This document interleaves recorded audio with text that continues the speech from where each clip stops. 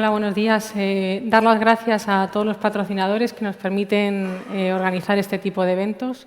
Dar las gracias también a Pedro Cava por invitarme a participar en esto y especialmente a Juanjo, que es el que está allí arriba en audiovisuales haciendo que esto sea posible, una persona muy profesional, aunque un poco vacilona. Y nada, pues yo os voy a hablar del enclavado diafisario de las fracturas de húmero. Como veréis, hay pasos que se repiten, porque el clavo que emplea Andreas es muy parecido al clavo que nosotros utilizamos, que es un clavo recto. Entonces, repetiré alguna diapositiva, pero centrándonos en las fracturas diafisarias. ¿En qué tipo de fractura empleamos un clavo de húmero? Pues pueden ser fracturas abiertas, como este caso que veis aquí, fracturas patológicas, evidentemente, cuando tienen implantes a nivel de toda la diáfisis humeral, un codo flotante, digamos que estos son todo indicaciones absolutas de realizar un enclavado intramedular, fracturas espiroideas, como esta que veis ahí con un pico largo ya cercano a la región axilar, fracturas transversas, esto ya pues algo más controvertido quizás, pero sabemos que son fracturas inestables y que con frecuencia demandan un enclavado intramedular. A ver si nos quiere pasar la siguiente, Juanjo. Incapacidad para mantener la reducción. En ocasiones conseguimos la reducción en la urgencia, pero pacientes sobre todo muy obesos, especialmente mujeres, encontramos que es difícil mantener la reducción con un brace o con un yeso funcional, la fractura se desplaza y finalmente es necesario realizar un enclavado intramedular. Las fracturas bifocales, como esas que veis ahí, también es una buena indicación el emplear un clavo intramedular cuando tenemos una fractura arriba que afecta al cuello quirúrgico, incluso fracturas en 3 fragmentos, como las que os ha enseñado Andreas, que afectan al troquíter, también es una buena indicación. Fracturas conminutas, como estas que veis aquí, también pueden ser tratadas mediante un enclavado intramedular. Lo que pasa es que muchas veces tenemos que abrir para reducir el foco de fractura, como veis ahí en esa imagen. Luego os contaré un poco cómo hacemos esto. Fracturas con extensión proximal o distal, como veis ahí, fracturas que llegan hasta arriba, hasta el cuello quirúrgico o hasta abajo, también es una buena indicación. Y luego indicaciones relativas, pues son fracturas que muchas veces de primeras no es una indicación absoluta realizar un enclavado intramedular, pero por las características del paciente, que no tolera la ortesis funcional, pues es necesario llevar a cabo también un enclavado. ¿Qué tipo de clavo empleamos? Como os ha enseñado antes Andrea, hay 2 tipos de clavos, los clavos rectos y los clavos curvos. Nosotros particularmente preferimos los clavos rectos. ¿Por qué? Pues por 2 motivos. Uno es que, como veis aquí arriba, la entrada del clavo recto es una entrada más medial que no entra directamente a través del tendón, sino que entra en la unión musculotendinosa, mientras que el clavo curvo entra directamente en la zona del tendón menos vascularizada y más difícil de cicatrizar. Esto lo hemos hecho un estudio anatómico, lo hemos objetivado, pero además lo llevamos a la práctica clínica y realizamos un estudio comparativo en fracturas de tercio proximal, comparando el empleo de un clavo recto con un clavo curvo y objetivamos que había menos sintomatología en el manguito rotador con el empleo de este tipo de clavo recto, que, como os decía, entra más medial a través del ápex de la cabeza. El otro motivo por el que preferimos los clavos rectos es en este tipo de fracturas. Como veis ahí, tiene asociada una fractura del troquíter y muchas veces cuando empleamos un clavo curvo, lo que ocurre es que al entrar por el trazo de fractura se produce una separación incontrolada y la cabeza acaba varizándose. Es otro de los motivos porque el empleo del clavo recto que entra directamente a través de la cabeza nos permite controlar esa separación incontrolada de los fragmentos.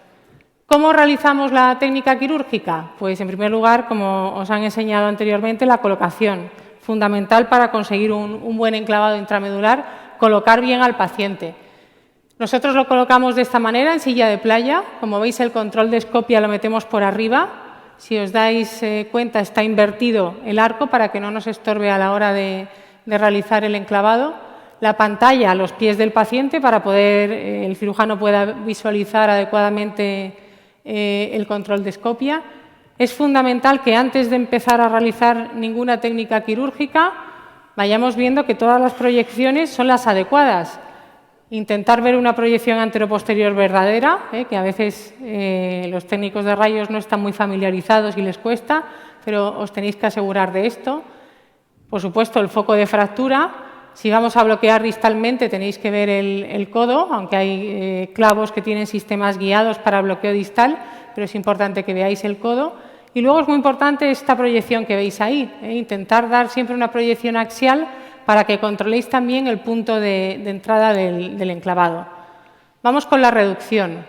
Es muy importante, antes de lavarnos y empezar la técnica quirúrgica, comprobar mediante el control de escopia con qué maniobras conseguimos una reducción adecuada de la fractura. Si conocemos un poquito la anatomía, pues nos puede ayudar a saber qué maniobras debemos de realizar para reducir la fractura. Fracturas que afectan a la porción proximal y que están por debajo de la inserción del deltoides, como veis aquí en esta imagen, lo que van a hacer es que el fragmento distal se va a ir hacia arriba, se va a abducir, ABD, y el fragmento proximal se va a ir hacia adentro, se va a medializar. Si conocéis un poquito esto, pues a la hora luego de realizar las maniobras de reducción siempre ayuda. Cuando las fracturas son más distales, como veis aquí, lo que ocurre es que el fragmento proximal traccionado por el bíceps asciende, mientras que el fragmento distal lo que ocurre es que se abduce, ¿vale? Eso es importante tenerlo en cuenta. Intentamos siempre una reducción cerrada, como os decía. Hacemos las maniobras, a veces simplemente con esas maniobras vemos que va a ser posible y otras veces, después de realizar la maniobra de reducción cerrada, vemos que es posible que en el acto quirúrgico necesitemos algo más para reducir la fractura. Hay que estar preparado para eso y preparar pues algún cerclaje, que es lo que solemos utilizar nosotros. Os explicaré un poquito más adelante qué abordaje hacemos.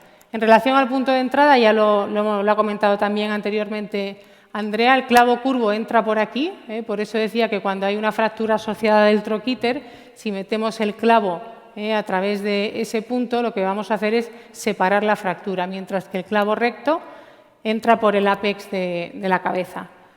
El punto de entrada lo localizamos con esta aguja guía, lo hacemos mediante control de escopia. Esto que veis aquí es útil para que cuando utilicemos nuestro punto de entrada la cabeza no se nos mueva, no se varice, y lo que hacemos es controlar el movimiento de la cabeza utilizando una guía a modo de joystick. Con esta otra localizamos el punto de entrada a través del control de escopia, como veis aquí. Primero vemos una proyección antero-posterior y que el punto de entrada nos guste, como veis ahí en el ápice de la cabeza. Esta es la aguja guía que estamos utilizando de joystick para que la cabeza no se mueva. Y luego hay que hacer una proyección axial, porque aquí podemos estar estupendos, pero luego nos vamos a una proyección axial y estamos muy anterior o muy posterior. La aguja debe de entrar centrada, por eso es importante dar esta proyección y ver que entramos por el centro de la cabeza. Una vez que tenemos ya ubicado el punto de entrada del clavo, procedemos, con esto que veis aquí, a fresar la entrada del clavo. Luego introducimos la guía endomedular. Es bastante útil curvar un poquito la punta, esto ya lo sabréis, para intentar engarzar el otro, realizando las maniobras de reducción que habíamos mencionado anteriormente, intentar encontrar el fragmento distal. A veces, como os decía, pues fracturas de este tipo es difícil conseguir una reducción cerrada, nada más que manipulando y visualizando con el control de escopia. En esos casos lo que hacemos es un abordaje anterior, no tan extenso como este que veis aquí, que ahora os pondré, es más reducido. Incluso a veces conseguimos con la guía encontrar el fragmento distal, pero el húmero está estallado y no nos quedamos conforme con esa reducción. Lo que hacemos es hacer un abordaje anterior, como os han contado también anteriormente, y pasar un cerclaje para conseguir que la diáfisis humeral sea un tubo y poder meter el clavo intramedular. ¿Vale? Esas son las imágenes ya con el cerclaje. Cuando hemos introducido la guía ya pasamos al fresado, como veis ahí. Es importante que ajustéis la fresa en los clavos largos bien abajo para que el clavo llegue hasta ahí, no se nos quede por aquí arriba, entre otras cosas porque nos va a facilitar bastante el bloqueo distal. Procedemos a medir la longitud del clavo. Cada clavo tiene un sistema para medir la longitud. En este caso tenemos este sistema que apoyamos, como veis aquí arriba, a nivel del ápex de la cabeza, y donde termina la guía es la longitud del clavo que vamos a introducir, ¿vale? Si no disponemos de este dispositivo o el clavo que empleemos no tiene ningún dispositivo para la medición, siempre podemos utilizar la medición clásica de introducir otra guía intramedular y medirlo con una regla. A continuación ya la introducción del clavo y determinar la altura. Veis aquí que siempre antes de introducir el clavo, y esto es muy importante, comprobéis que está bien montado. Si es un clavo que tiene clavo derecho, clavo izquierdo, os aseguréis de que el clavo que vais a introducir es el del lado correspondiente y que con la guía veáis que siempre coincide la broca con el agujero. Comprobar siempre todos los sistemas de bloqueo antes de meter el clavo, porque si no luego puede haber problemas, que la guía que se haya montado no sea la correcta. Por eso siempre debéis comprobar antes de introducirlo. Una vez que introducimos el clavo, con esta aguja determinamos la altura. Esta es una aguja que se mete por aquí y que nos dice a qué altura va a estar el clavo. A ver si nos pasa. Finalmente, ya una vez que hemos introducido el clavo, procedemos a al bloqueo distal. El bloqueo distal lo hacemos antes si queremos hacer compresión del foco de fractura. Imaginaros que es una fractura transversa y que luego vamos a querer comprimir el foco. Pues lo que hacemos es pasar directamente al bloqueo distal. En este caso veis que es un bloqueo distal, que es a manos libres, que lo podemos hacer en sentido póstero-anterior o antero-posterior. Yo particularmente prefiero en sentido póstero-anterior, pues por esta imagen que veis aquí, que si entramos desde atrás es una superficie más plana y a la hora de bloquear con la broca es más fácil que no se nos resbale la broca hacia un lado o hacia otro. Lo que evitamos es esto, el bloqueo lateral, principalmente por la proximidad del nervio radial. Y si vais a hacer un bloqueo lateral, conviene que siempre abráis y disecáis un poco para no tener complicaciones en este sentido. Finalmente, procedemos a dar compresión al foco de fractura. Este clavo en particular tiene un dispositivo. Quería deciros que cuando deis la compresión del foco de fractura tengáis cuidado para que no ocurra esto que veis aquí, que es que nos hemos pasado dando compresión y lo que hemos hecho ha sido romper el tornillo de compresión.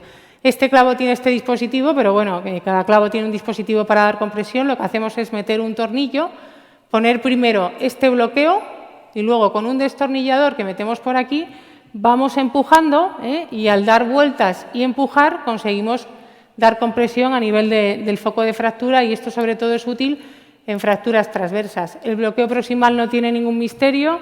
La mayor parte de los clavos, como veis, son guiados, con lo cual pues no hay problema. Lo que sí es muy importante es que veáis la medición en todas las rotaciones para que luego en el control radiográfico final no nos llevemos sorpresas de que un tornillo es largo, de que protuye dentro de la articulación. Por eso siempre mirar en rotación externa máxima, en rotación neutra y en rotación interna, como veis aquí en estas imágenes. Finalmente retiramos la guía y si es necesario poner un tapón, ponemos el tapón para facilitar luego la extracción y el cierre correspondiente de la piel. Un par de preguntillas que he preparado ahí, si queréis contestarlas.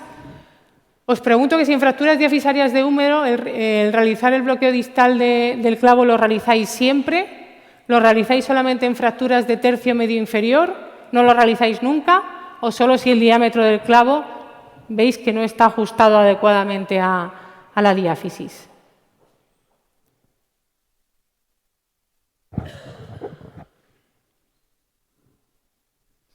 A ver si vemos siempre el 100%. Vale, por ahí hay descritos casos en los que la gente no bloquea el clavo distalmente y publicados, pero nosotros también particularmente lo bloqueamos siempre.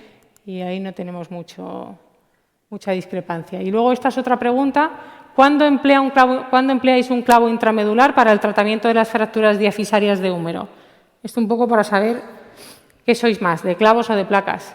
Nunca. El tratamiento de elección de estas fracturas es la placa. Siempre es una técnica poco invasiva que no expone el foco y aprovecha el eje mecánico del húmero. Solo en fracturas de tercio medio proximal siempre que no tenga una parálisis radial asociada. Esto luego lo podemos hablar, lo de la parálisis radial.